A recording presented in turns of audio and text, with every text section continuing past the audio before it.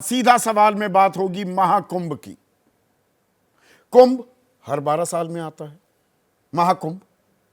लेकिन इस महाकुंभ के बारे में यह भी दावा किया गया और बाकायदा विज्ञापन निकाले सरकार ने कि एक दुर्लभ संयोग है, 144 साल बाद हो रहा है। लेकिन आज, अब जबकि महाकुंभ के 8 दिन और बचे हैं, शाही स्नान, अमृत स्नान तो खत्म भी हो गए, अब सवाल उठ रहे हैं कि क्या दरअसल ये 144 साल बाद हुआ है, या हमारे परंपराओं में, हमारे ग्रंथों में, ज्योतिषी में क्या इस तरह के दुर्लभ संयोग भी होते हैं। शिवपाल यादव ने यह सवाल उठाए, कुछ धर्माचार्यों ने सुर में सुर मिलाया है। सरकार अभी चुप्पी साधे बैठी है, पर 54 करोड़ 31 लाख, 6:30 बजे का आंकड़ा बता रहा हूं, उससे ज्यादा लोगों ने डुबकी लगा ली है। लोगों के मन में तो ये था कि भाई ये तो अब 144 साल में हुआ है, उसके बाद फिर कभी मौका नहीं मिलेगा। तो हमने बदइंतजामी भी देखी, भीड़ का वो सैलाब भी देखा। 15-15, 20-20 किलोमीटर कोई पैदल चल रहा है, प्लेटफॉर्म ठसाठस भरे पड़े हैं, दो बड़ी भगदड़ भी हो गई। और डुबकी कि इसके जरिए ही पाप धुल जाएंगे। अब जहां तक डुबकी लगाने की बात है, और यह आस्था का सवाल है, और हम यहां पर किसी की आस्था पर सवाल उठाने वाले कोई नहीं होते, लेकिन आस्था के नाम पर प्रचार और प्रसार भी गलत जानकारी क्या दी जानी चाहिए, यह अपने आप में एक सवाल है। और जहां आप डुबकी लगा रहे हैं, अब सरकार, मेरी रिपोर्ट नहीं है, सेंट्रल पोल्यूशन कंट्रोल बोर्ड, केंद्र सरकार की एजेंसी, उसने गंदगी के जो आंकड़े दिए हैं वो तो चौंकाने वाले हैं। गंगा और यमुना का पानी कितना मैला, कितना गंदा है, यह सरकार अब खुद बता रही है। इस बारे में आज हम चर्चा करने वाले हैं। ऐसे में आपकी राय, आपके सुझाव और आपके सवाल, जो सीधा सवाल के अहम हिस्सा बन चुके हैं, उनका रहेगा इंतजार। तो आज सीधा सवाल में हम बात करने वाले हैं महाकुंभ की। जी हां, महाकुंभ चल रहा है, 8 दिन अभी बाकी हैं, और आपको, मुझको, तमाम देशवासियों को, दुनिया को यह बताया गया, और हम तो ये मान रहे थे भाई 144 साल बाद ऐसा दुर्लभ संयोग बना है। तो आइए, और ये बात मैं नहीं, ये उत्तर प्रदेश सरकार, उनका जो टूरिज्म विभाग है, वो बाकायदा ऐसे इश्तहार निकाल रहा था, ऐसे पोस्टर्स, विज्ञापन दिए जा रहे थे। अत्यंत विशेष है ये महाकुंभ 2025। महाकुंभ में 144 वर्ष पश्चात बन रहा दुर्लभ संयोग, 12 महाकुंभों के बाद बना है ये योग। श्रद्धालुओं को प्राप्त होगा अक्षय लाभ। अब मुख्यमंत्री योगी आदित्यनाथ भी कह रहे थे, देश और दुनिया प्रयागराज कुंभ में आने के लिए उत्सुक है। 144 वर्ष के बाद महाकुंभ का यह मुहूर्त आ रहा है। देश और दुनिया इस सबसे बड़े आध्यात्मिक और धार्मिक समागम का साक्षी बनना चाहती है। यह योगी आदित्यनाथ का बयान। अब आस्था है, और लोग वहां जाना चाह रहे थे। 6:30 बजे तक 54 करोड़ 31 लाख से ज्यादा लोग पहुंच चुके हैं महाकुंभ में। और जाएं क्यों ना, जिसकी आस्था है वो जाना चाह रहा है। लेकिन आस्था निजी भी होती है, और आस्था तथ्यों के आधार पर उसका प्रचार प्रसार होना चाहिए, या कोई भी बात कह दी जाए। आज इस पर कि 144 साल बाद एक दुर्लभ संयोग बना, और लोग भी जाने लगे, वो फोमो होने लगा, फियर ऑफ मिसिंग आउट, कि अरे भाई अगला ऐसा संयोग तो 2169 में होगा, तब तो मैं होऊंगा नहीं यहां पर, तो चला जाता हूं या चली जाती हूं। और लोग गए, हमने भगदड़ भी होती देखी महाकुंभ में भी, और दिल्ली रेलवे स्टेशन पर भी। तो आज इस पर राजनीतिक बवाल भी कटा। शिवपाल यादव वरिष्ठ नेता हैं समाजवादी पार्टी के, उन्होंने कहा कि महाकुंभ को लेकर 144 साल का जिक्र हुआ, यह हमारे ग्रंथों में कहीं नहीं है। अब वो तो राजनेता है, राजनेता तो आरोप लगाते रहते हैं। तो रविंद्रपुरी सचिव हैं ये महानिर्वाणी अखाड़ा के, इन्होंने कहा ये जो भ्रांति फैलाई गई 144 साल बाद कुंभ आया है ये बिल्कुल निराधार है। और विश्वकांताचार्य व्यास जी ये कथावाचक हैं, ये कहते हैं कुंभ 144 साल बाद लगा, इसका कोई शास्त्रीय या ज्योतिषीय आधार नहीं है। तो हमने थोड़ी रिसर्च की, भाई मामला गंभीर हो जाता है। तो महाकुंभ का आयोजन हर 12 साल में तो होता ही है, लेकिन ये 144 साल वाला दावा कितनी बार किया गया? ये 2025 में जो इस बार किया गया, ये दरअसल 1989, 2001 और 2013 3 बार पहले भी किया जा चुका है कि जी 144 साल बाद ऐसा हो रहा है। और जो सीएजी की रिपोर्ट थी, कंट्रोलर एंड ऑडिटर जनरल की रिपोर्ट 2014 की, उसने कहा 2013 वाला कुंभ 144 साल बाद आया। और हार्वर्ड यूनिवर्सिटी वो कहती है 2001 वाला कुंभ 144 साल बाद आया था। पर ये 2025 वाला 144 साल बाद आया है, तो 1881 में कोई हमारे पास जानकारी होनी चाहिए कि महाकुंभ हुआ। तो हमने रिकॉर्ड खंगाले, ब्रिटिश राज, तब हम गुलाम थे अंग्रेजों के, गोरों के, उनके रिकॉर्ड में कुछ ऐसा है ही नहीं। 1911 में इलाहाबाद गैजेट जो छपा, उसमें 144 सालों का कोई उल्लेख ही नहीं है, ना 1881 में जी कोई कुंभ हुआ, इस बात का कोई जिक्र नहीं है। और सूर्य और बृहस्पति की स्थितियों पर आधारित ये खगोलीय जो गणना है, इसमें 144 सालों बाद आयोजन की कोई मान्यता ही नहीं है।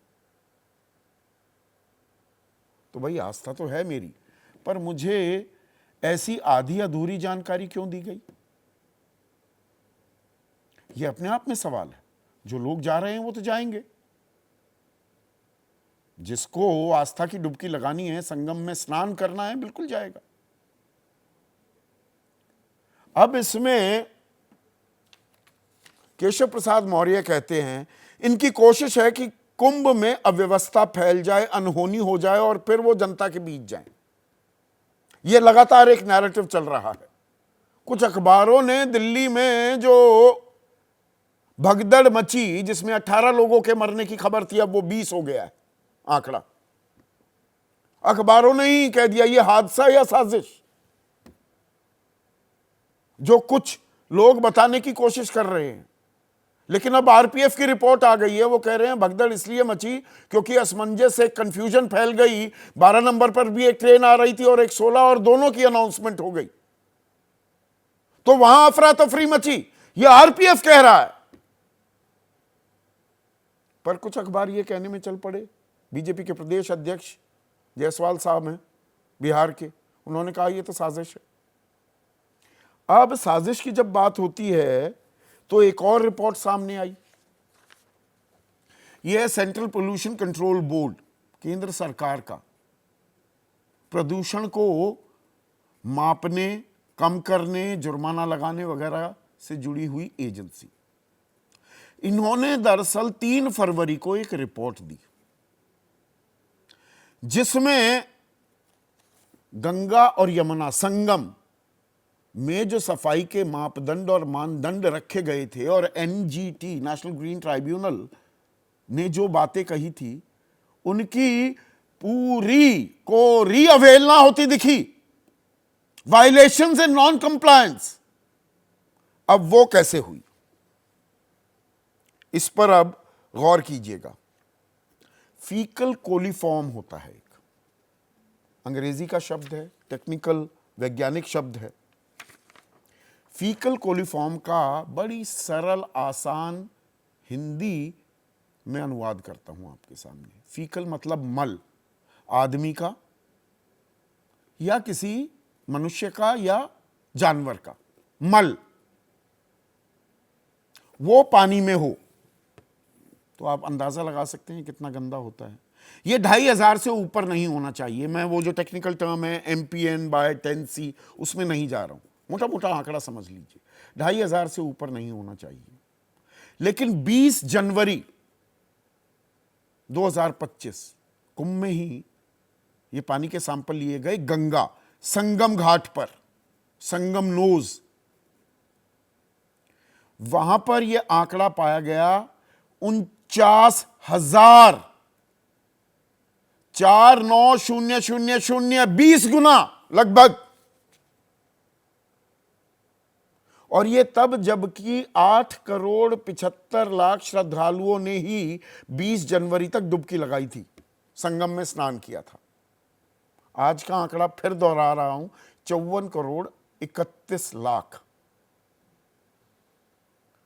तो ये मनुष्य और जानवरों का, पशुओं का मल जो पानी में था, उसका प्रदूषण और कितना बढ़ चुका होगा। और यमुना मैली होने को बहुत बड़ा मुद्दा बनाया गया दिल्ली में चुनाव में, ठीक है, वो हर पार्टी का अख्तियार होता है। लेकिन यमुना जो पुराना नैनी पुल है प्रयागराज में, वहां पर यमुना में फीकल कोलिफॉर्म 23,000 था, 9 गुना ज्यादा। गंगा में 20 गुना ज्यादा, यमुना में 9 गुना ज्यादा। और हम यहां पर डुबकी लगा रहे हैं। और यह रिपोर्ट को अब मानने से इनकार कर रही है उत्तर प्रदेश सरकार। पानी के आचमन की भी बातें हो रही थी। साफ शब्दों में बुलेट पॉइंट्स क्या हैं इस रिपोर्ट के? गंगा यमुना का पानी नहाने योग्य नहीं है, पीने की बात तो छोड़ ही दीजिए। प्रदूषण खतरनाक स्तर पर है, पानी में घुले ऑक्सीजन की मात्रा बहुत ही कम है, सीवेज ट्रीटमेंट प्लांट पर क्षमता से ज्यादा दबाव था, पानी सफाई की व्यवस्था कारगर नहीं, प्रमुख नालों की निगरानी का अभाव था। रिपोर्ट नेशनल ग्रीन ट्राइब्यूनल में दाखिल कर दी गई है। 19 फरवरी को सुनवाई होगी। आज 18 है, कल इस मामले की सुनवाई होगी। ऐसे में आज का सीधा सवाल, आस्था को लेकर बवाल तो मचा हुआ है और सवाल भी मच रहे हैं, उसी से जुड़ा सवाल है, आस्था का सवाल। हम किसी की आस्था पर सवाल नहीं उठा रहे, लेकिन प्रचार प्रसार आस्था के नाम पर गलत जानकारी देना कितना सही है? 144 साल पर बवाल और करोड़ों ने डुबकी लगाई, गंदगी की अब याद आई। चर्चा में मेरे साथ बीजेपी की तरफ से प्रोफेसर सौरभ मालवीय, एनडीए के अहम घटक हैं, उत्तर प्रदेश सरकार में शामिल भी हैं, एसबीएसपी के राष्ट्रीय प्रवक्ता अरुण राजभर, समाजवादी पार्टी के राष्ट्रीय प्रवक्ता सुनील सिंह साजन, कांग्रेस के राष्ट्रीय प्रवक्ता सुरेंद्र राजपूत और 2 वरिष्ठ पत्रकार विनोद अग्निहोत्री, ये मथुरा से जुड़ रहे हैं हमारे साथ, और लखनऊ से मनोज राजन, बल्कि पुणे से, आज पुणे में मौजूद हैं, मनोज राजन त्रिपाठी मेरे साथ जुड़ चुके हैं। दुनिया बदल रही है और ये भारत के लिए ला रही है इन्फिनिट अवसर, जिसे हम कहते हैं मिनट इन्फिनिट। आइए आइडियाज ऑफ इंडिया के मंच पर समझे इसी मिनट इन्फिनिट को 21 और 22 फरवरी abplive.com पर।